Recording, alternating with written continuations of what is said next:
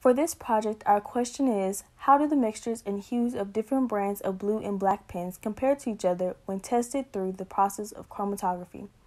Our hypothesis is that we believe the ink mixtures for black pens made by different brands will have similar ingredients and hues to each other, and the ink mixture for blue pens made by different brands will also have similar ingredients and hues to each other.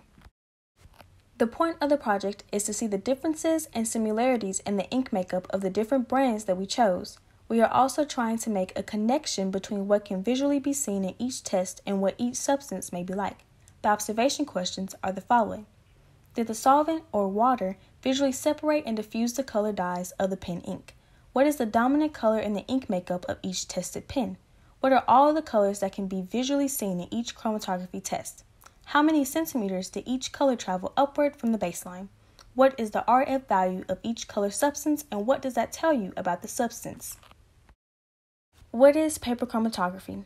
Chromatography is a biophysical technique used to separate, identify, and/or purify materials in a mixture. Chromatography is used in both qualitative and quantitative analysis of both organic and inorganic samples. Two types of substances are used in this technique: stationary phase and mobile phase. Mobile phase is a gas or liquid that transports the solution being tested through the other substance, this being water or rubbing alcohol. Stationary phase, the liquid or solid through which the tested substance is carried, this being coffee filter paper or paper towel. The RF or retention factor of a material is the ratio of the distance traveled by the compound to the distance traveled by the solvent from the baseline. The equation looks like so. RF equals distance traveled by the compound over distance traveled by the solvent from the baseline. For this project, we will be using paper towels, pencils, rulers, scissors, clear containers, tape, water, black and blue 207 Uniball Signos, black and blue Pilot G2s, black and blue Inkjoy gel pens, and black and blue Sharpie gel pens. For this project, our procedure is, first, we will use a white strip or paper towel and mark a straight line near the bottom of the towel and pencil. Then we will use a dot in the middle of said line using our ink samples. Once this is done, then we will fill a container with a shallow amount of water. Next, we put our strip inside the container, making sure that the water doesn't go over the line that we made earlier in pencil. As the water soaks into the strip, different dyes that make up the pen will begin to rise as well. Once the water almost reaches the top of the strip, we will take it out of the container, let it dry, and commence our calculations. These are the results of the controlled experiment. It is worth noting that every time the experiment is done on the black Papermate Inkjoy, regardless of water temperature, the ink is messy and smears all over the paper more than the black Sharpie S gel does. The Sharpie gel more likely spreads its mixture in a straight, even line.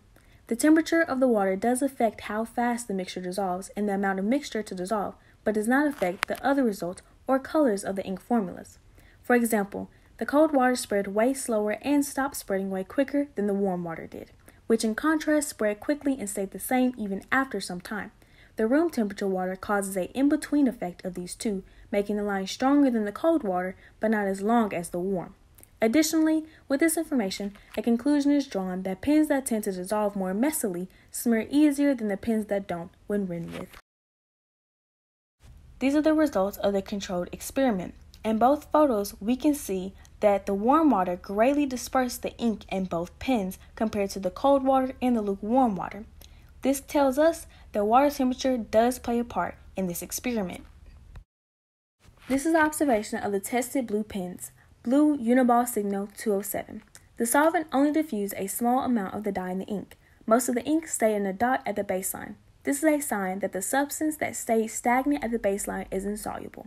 The standard blue turned out to be the dominant color that could be seen diffused and was diffused 3.5 centimeters upward from the baseline. The RF value is 0.35. This tells us this substance is on the less soluble side.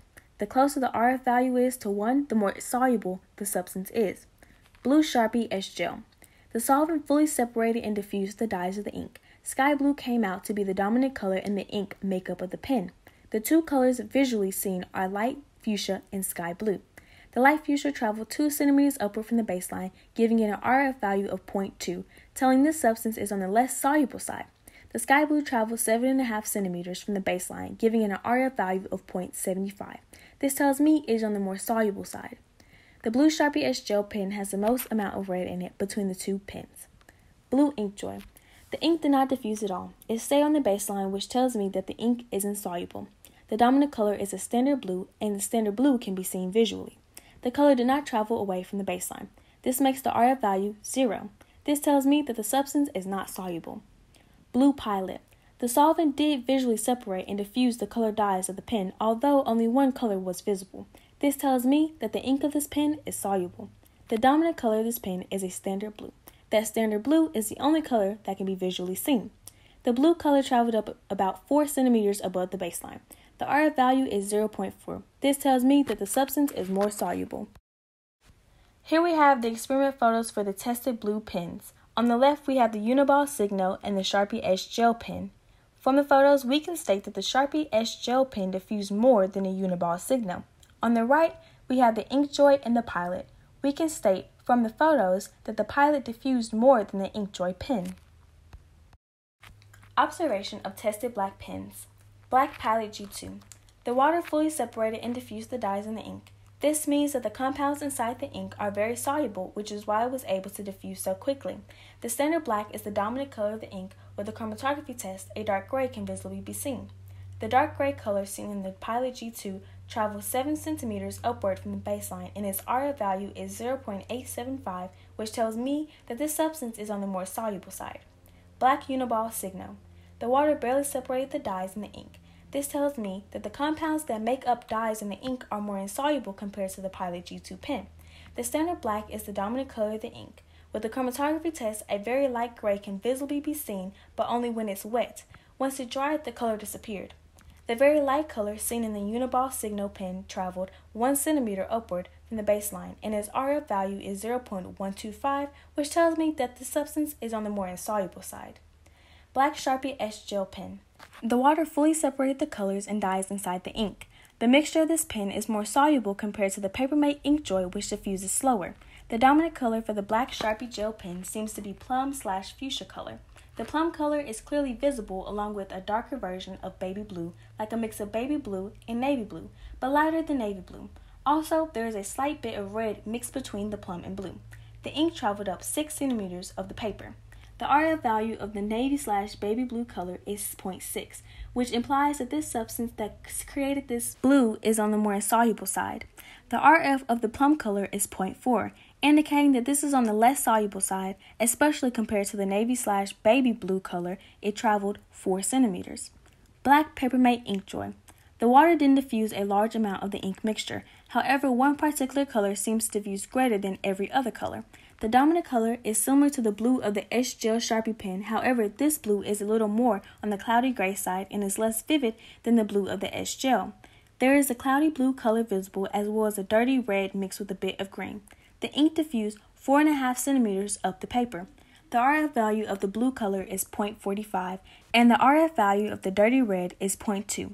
It traveled 2 centimeters, then kind of blended into the blue. The RF value of the green is 0.4.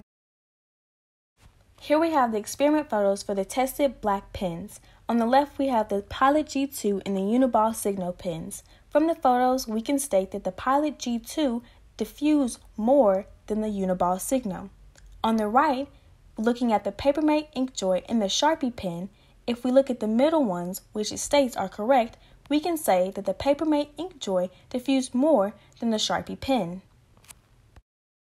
As a reminder, our question was, how do the mixtures and hues of different brands of blue and black pens compare to each other when tested through the process of chromatography? Unlike what we originally thought in the hypothesis, the ink mixtures for black pens made by different brands will have similar ingredients and hues to each other, and the ink mixture for the blue pens made by different brands will also have similar ingredients and hues to each other. The ink mixtures from different pen brands did not share the same hues, and sometimes they were made up of different colors from each other altogether. The formulas are all unique, and no two different pen brands share the same blend. Therefore, our original conclusion was wrong as proven by the experiment.